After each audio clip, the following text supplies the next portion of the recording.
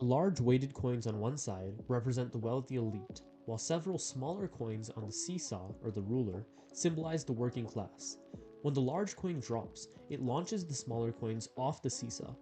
This represents how the wealthiest individuals held a disproportionate share of the country's money, while the working class, who made up the majority of the population, struggled to afford basic goods. As the rich got richer, the poor found themselves with little financial stability, making the economy more fragile. As the small coins fall, they release a toy car, representing the rise of consumer debt and living on credit. The car rolls down a ramp, representing credit purchases, knocking over a series of dominoes that represent financial burdens. This sequence demonstrates how, instead of having real wealth or savings, many Americans relied on borrowed money to maintain their lifestyles. Buying on credit temporarily boosted the economy, but when people could no longer pay back their debts, financial instability grew.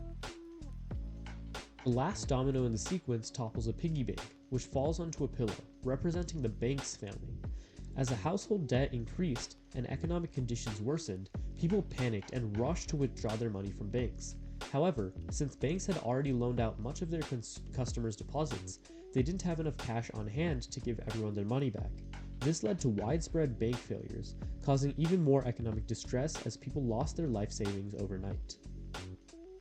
As the piggy bank falls, it releases a bunch of cars, which represents the overproduction of goods in this period. The cars don't go anywhere, they just kind of fly all over the place, demonstrating how nobody was buying the goods that were being overproduced, leading to a loss of profits. The use of cars is especially symbolic, since cars were one of the many goods that were being overproduced in this period. As the piggy bank falls off, it pulls a string as it drops, and this is like what happened with buying stocks on margin before the Great Depression. Investors borrowed money to buy stocks, often putting down only a small percentage of the cost. As long as stock prices rose, everything seemed fine, but when the market started to fall, brokers demanded immediate repayment. Just like the piggy bank pulling the string down with it, investors had to sell their stocks quickly to recover their debts, causing prices to drop even more, also represented by the cars falling off the table as a result of the withdrawal of the money, the falling of the piggy bank. The rolling car crashes onto a fragile structure of Jenga blocks that represent the stock market, causing the entire structure to collapse.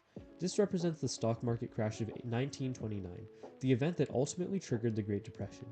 When stock prices plummeted, those who had borrowed money to invest found themselves unable to repay their debts. Investors lost confidence, businesses collapsed, and millions of people lost their jobs.